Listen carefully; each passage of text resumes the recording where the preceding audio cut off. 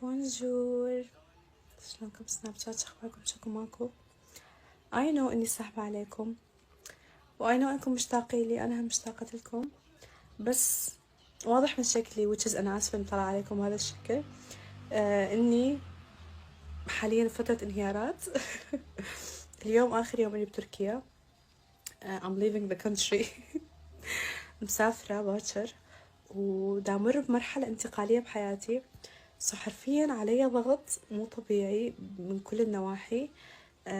هواي اشياء دا اخلصها ودا اشتغل عليها.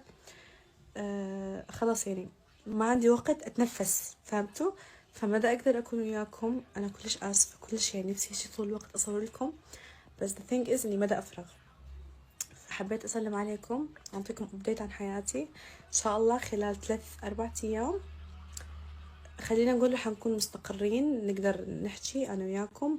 انا اكون مستقرة يعني حتى نفسيا، اقدر اتواصل وياكم ونرجع نتفاعل طبيعي.